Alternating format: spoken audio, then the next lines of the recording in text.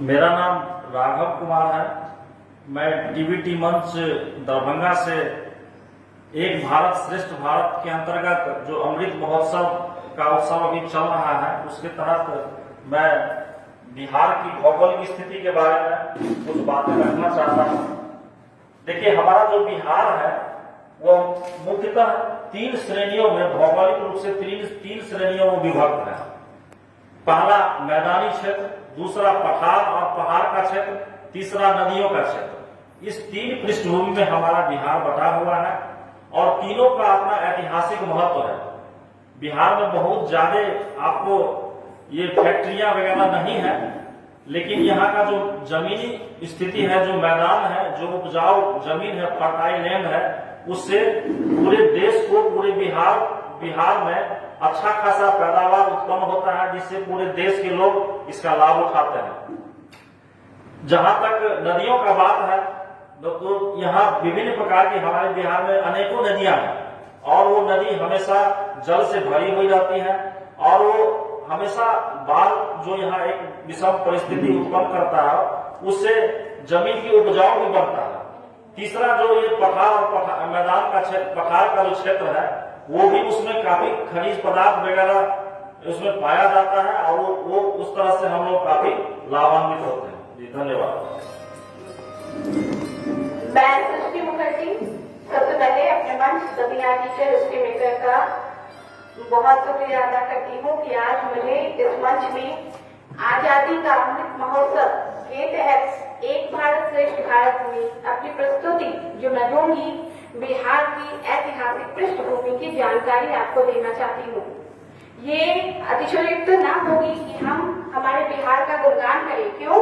क्योंकि हमारा बिहार वो स्थान है, वो राज्य है जहाँ भगवान बुद्ध का निवान और बुद्धि और उनके ज्ञान, उनको बौद्धत्व मिला था। भगवान बुद्ध की ये जमीन, ये धरती है और हमारे भारत देश के जो पहले राष्ट्रपति हुए थे डॉक्टर राजेंद्र प्रसाद जी, वो सिवान के जियादई नामक ग्राम से जन्मे थे। इन्हीं से पढ़ लिख कर ICS की परीक्षा पास कर भारत देश के पहले राष्ट्रपति बनने का गौरव प्राप्त किए थे।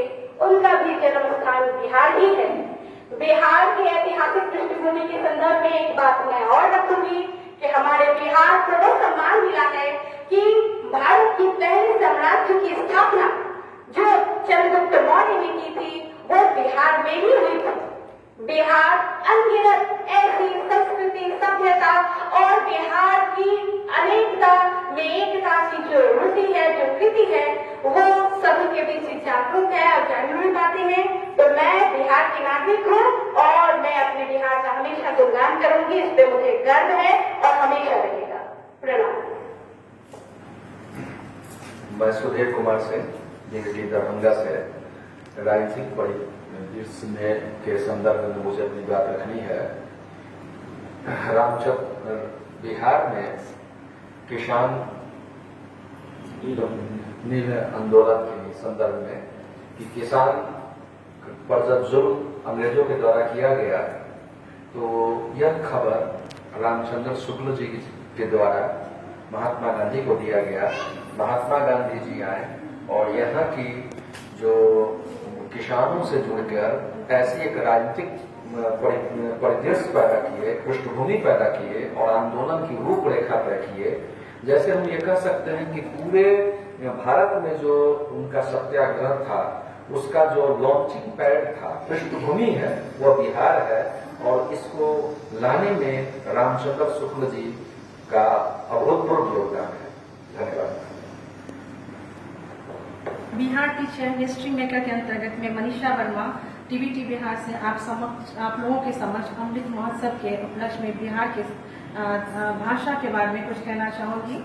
मेरी जो जानकारी है उसके अंतर्गत मैं कुछ बातें आप लोगों से साझा करूंगी कि बिहार में जो कि बहुत लोगों की आबादी है, यहाँ पर बहुत सारी भाषा बोली जाती है, इसलिए बिहार में किसी एक भाषा को लेकर हम लोग नहीं चल पाते हैं, क्योंकि इसकी भाषा हिंदी है और द्वितीय भाषा उर्दू है। लेकिन 38 जिले हैं और 38 जिलों की अपनी अपनी भाषा है, जिसमें कि मैथिली, भोजपुरी, अंगिका, मगही, ये सारी भाषाएं हैं जिसकी अपनी अलग अलग पहचान है। चूँकि मैं दरभंगा से हूँ इसलिए यहाँ यह मैथिली भाषा क्षेत्र के अंतर्गत आता है और मैथिली के रूप में यहाँ पर बहुत अधिक पहचान बनी हुई है। अंगिता की पहचान है जिसमें कि अभी 8वीं अनुसूची में इसका बहुत जोर शोर से मांग की जा रही है।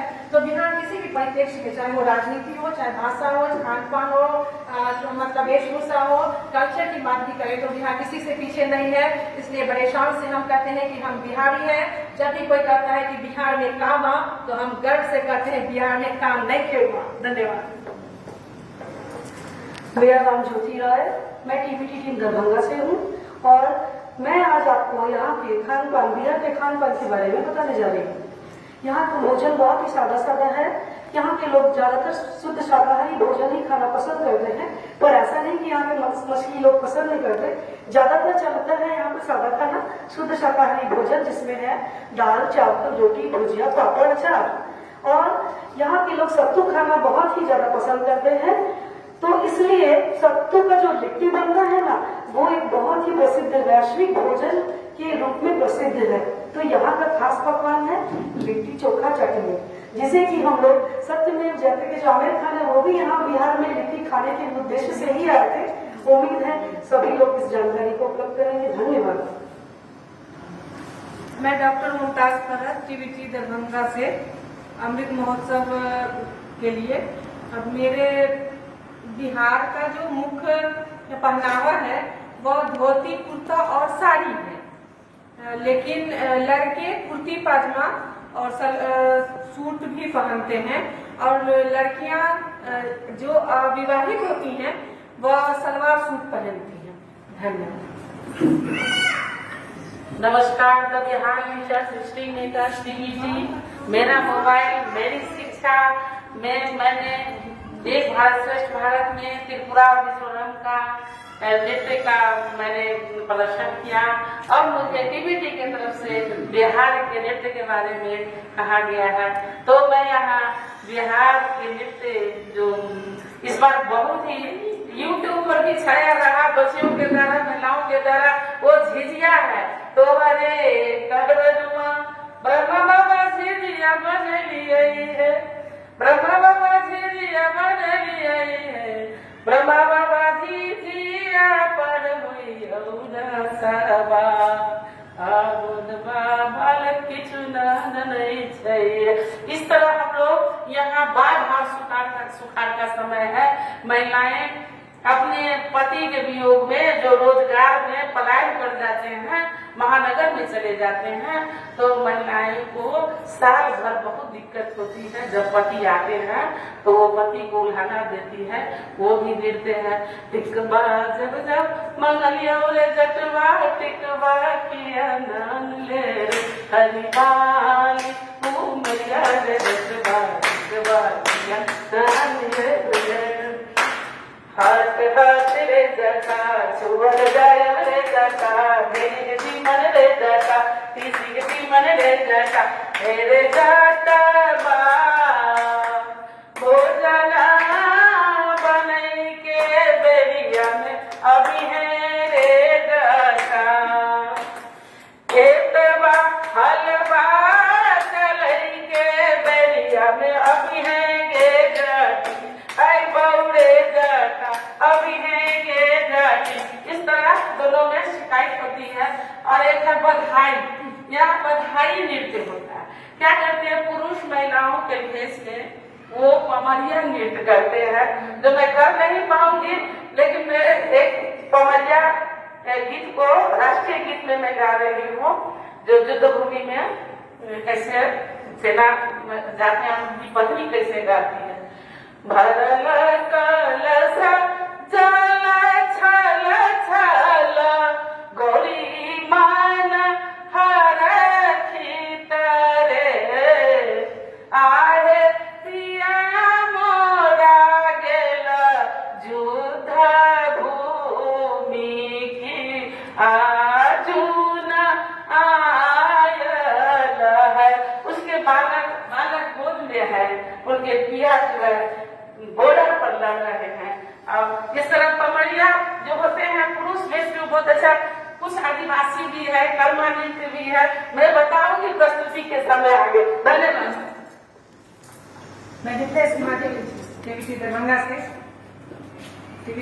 से आप लोगों के समक्ष बिहार के गायन के बारे में कुछ बताना चाहते हैं। बिहार के गायन का क्या कहना, ये तो सब रंगों से भरा हुआ है, सालों भर त्योहार होता है यहाँ पर, और हर त्योहार में गाना प्रसिद्ध है। चाहे शुरू से ले लीजिए, जनवरी से स्टार्ट कीजिए और दिसंबर तक, जहाँ लास्ट में हम लोगों का छठ पर्व होता है, यहाँ तक सालों भर चलता है और सब में गायन होता है। प्रस्तुति में तो थोड़ा समय लगेगा, हम लोग आगे कार्यक्रम करेंगे। अभी मैं एक छोटा सा झलक देना चाहूंगी। हमारे विद्यापति बिहार के थे और उन्होंने ऐसी ख्याति छोड़ी जो जन जन तक, जैसे हम लोग का जो भी कार्यक्रम होता है उसमें भैरवी जय जय भैरवी शुरू होता है, जो विद्यापति जी का किया हुआ है। विद्यापति जी के कारण भगवान भोले शंकर उनका शिष्य बनकर, दास बनकर उनके साथ सेवा में आ गए, और जब वो निकल गए, उनको छोड़कर चले गए, तो उस विरह में उन्होंने जो गाया, उगना रे मोरा कतय गिला, कतय गिला शिव के दहु गिला, उगना रे मोरा। इस तरह से विद्यापति अपना छाप छोड़ गए। जैसे हम लोग देखते हैं जय जय भैरव, जय जय भैरवी असुर भयाउनि, पशुपति भामिनी माया, सहज सुमति वर दिया हे गोसाउनि, अनुगत गति तुए पाया। वैसे यहाँ पर जो भी मंच स्टार्ट होता है उसमें विद्यापति जी का एक गायन, के पतिया लय जायत रे मोरा प्रियतम, ग्वालियरी से के पतिया लय जायत रे मोरा प्रियतम, हास हिया नहीं सहाय, आसा दुख रे बेला सावनमा। इस तरह से ये बिहार जो है गायन में सुप्रसिद्ध है। यहाँ की शारदा सिन्हा मैडम नायिका हुई, जो अपने ख्याति से, अपने नामों से जन जन के कंठ में बस गए। छठ का एक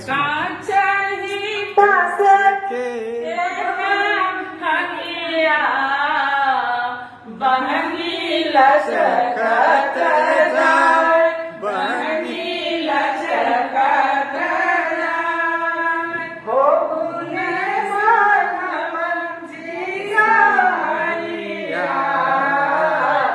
बहनी घाट पहुँचा, बहनी घाट पहुँचा। धन्यवाद। नमस्कार। The Bihar teacher history maker मेरा मोबाइल मेरी शिक्षा की तरफ से मैं कंचन प्रभा आज बिहार के कुछ खास त्योहारों के बारे में मैं बताने जा रही हूँ। तो वैसे तो बिहार में बहुत सारे त्योहार मनाए जाते हैं। ये साल के शुरू होते ही शुरू हो जाते हैं, जो अंत तक चलते हैं, और लगभग रोज कुछ न कुछ होता ही रहता है। लेकिन ऐसे होली, दीपावली, दशहरा, छठ, मुहर्रम, ईद इत्यादि बड़े धूमधाम से मनाते हैं। लेकिन जो सबसे ज्यादा महत्वपूर्ण यहाँ के लिए है वो छठ पर्व है। छठ पर्व ऐसा पर्व है जिसे लोग शुरुआत कर देते हैं तो बहुत ही धूमधाम से मनाते हैं, और शुरू से बहुत दिनों से ये चलता आ रहा है, और इस पर बहुत सारी दंत कथाएं भी है। तो छठ पर्व मनाने वाले बिहार में सबसे ज्यादा हैं। और अब जैसा कि हम लोग जानते हैं कि बिहार से बाहर बहुत लोग जा चुके हैं, दिल्ली, कलकत्ता, मुंबई। तो बिहार की ये छठ जो है वो अब सारे देश में फैल रही है, और अब मुझे लगता है कि बिहार से ज्यादा छठ पर्व दिल्ली में मनाई जाने लगी है, क्योंकि वहाँ पे बिहारी लोग ज्यादा हो गए हैं। और दिल्ली में मनाने लगे। और छठ ऐसा पर्व है जिस 2 दिनों तक मनाया जाता है। पहले 3 दिन का है। पहला दिन खरना होता है, नहाए खाए, ऐसे 4 दिन होता है। ऐसे पहला दिन खरना होता है, नहाए खाए होता है, फिर खरना होता है, फिर शाम में संध्या, फिर सुबह सूर्य को अर्घ दिया जाता है और अंततः इसका पारण किया जाता है। तो छठ पर्व एक बहुत ही महत्वपूर्ण पर्व बिहार का है। धन्यवाद। आप सभी को नमस्कार। मैं डॉक्टर पूनम और टीवीटी मंच से आप सभी को मैं स्वागत करती हूँ। आज जो मैं बात करने जा रही हूँ वो रीति रिवाज के बारे में। रीति रिवाज का मतलब होता है हमारे जनरेशन में जो पहले से उसको स्थापित किया गया है, निर्धारित किया गया है, उसको हम फॉलो करते हैं, उसको हम रीति रिवाज कहते हैं। और उस रीति रिवाज का हम शिक्षक होने के नाते हम सभी सारे शिक्षकों का ये दायित्व बनता है कि उस रीति रिवाज के माध्यम से हम अपने बच्चों को क्या मैसेज दे रहे हैं, ये बहुत ही इम्पोर्टेंट है। और इस चीज को हम सारे शिक्षक लोग फॉलो करेंगे और बच्चों को ये देंगे। रीति रिवाज को अपने तक सीमित नहीं रखना है और हर एक रीति रिवाज में हर एक उद्देश्य छुपा हुआ है। और उद्देश्य को लेकर के जैसे कि बहुत सारे लोग इस मंच से आज बोले हैं कि नुक्कड़ नाटक के माध्यम से हम लोग उसको जो है सो बच्चों के बीच में हम दे सकते हैं और इस चीज को हम पॉजिटिव वे में हम अपने बच्चों को गढ़ सकते हैं। सो हम लोगों को सारे शिक्षकों का यही उद्देश्य है और इस मंच का मेन यही फोकस है और यही उद्देश्य है कि हमारा जो बच्चा है वो हर क्षेत्र में पर्व के माध्यम से हो, वस्त्र के माध्यम से हो, कल्चर के माध्यम से हो, एजुकेशन के माध्यम से हो, खेल के माध्यम से हो, हर एक क्षेत्र में वो पूर्ण रूपेण सर्वांगीण विकास जिसको कहते हैं वो हमारे बच्चों को मिले। यही इस मंच का मेन फोकस है और हम सारे लोग इस चीज को फॉलो कर रहे हैं। सो मेरा यही टॉपिक था। सो आप सभी को धन्यवाद। नमस्कार, मैं Kanchan Prabha the Bihar teacher history maker की तरफ से आज मैं बिहार के कुछ दर्शनीय स्थलों की जानकारी दे रही हूँ। तो बिहार में वैसे तो बहुत सारे दर्शनीय स्थल हैं। जैसे कि हम लोग दरभंगा को ही ले लें तो दरभंगा में मनोकामना मंदिर, इसके अलावा बहुत सारी मंदिर जहाँ पे लोग अपनी मन्नतें पूरा करने आते हैं। इसके अलावा वैशाली, गया, पटना का गोलघर, चिड़ियाघर, वैशाली का बहुत सारा बौद्ध स्तूप, ये सब बहुत ही दर्शनीय स्थल है और लोग इसको देखने के लिए बाहर से आते हैं। धन्यवाद। नमस्कार, दोबारा से मैं सृष्टि मुखर्जी अपने मंच the Bihar teacher history maker में बिहार में जन्मे महत्वपूर्ण व्यक्तित्वों के बारे में आपके बीच में अपनी वाणी, अपनी शब्दों को रखना चाहती हूँ। तो जैसा हम सभी जानते हैं कि बिहार के सबसे महत्वपूर्ण व्यक्ति और व्यक्तित्व थे डॉक्टर राजेंद्र प्रसाद जी, जिन्होंने सम्मान प्राप्त किया भारत के पहले स्वतंत्र भारत के राष्ट्रपति होने का। उसके साथ ही साथ थोड़ा हम इतिहास में चले जाएं तो हमारा बिहार का इतिहास काफी समृद्ध, काफी सुंदर, काफी प्रभावशाली, काफी आकर्षक रहा। क्यों? क्योंकि हमारा बिहार प्रारंभ से ही जननी रहा है शिक्षा का, ज्ञान का भंडार है हमारा बिहार। इसका उदाहरण है गणित के गणितज्ञ आर्यभट्ट जी, जिन्होंने पूरे विश्व को कंसेप्ट दिया गणित का, वो बिहार के ही थे। और इसी तरह बिहार में सिखों के 10वें गुरु गोविंद सिंह का जन्म स्थान है। उसी प्रकार बिहार में बाबू कुंवर सिंह जी को हम भूल नहीं सकते हैं, जिन्होंने आड़ा भोजपुर से ही अंग्रेजों को भगाने के लिए बिहार के लोगों को एक किया था, नहीं तो उनके जाते नहीं। यानी हमारा बिहार और विद्यापति जी को तो शिक्षा के क्षेत्र में हम भूल ही नहीं सकते हैं।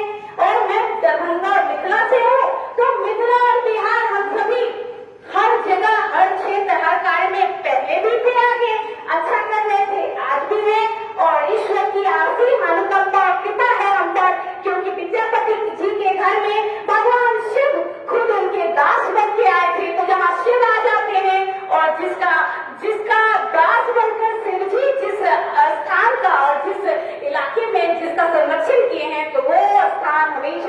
रहेगा, इसके बारे में प्रस्तुतियां मैं आगे भी दूंगी और हमारे दरभंगा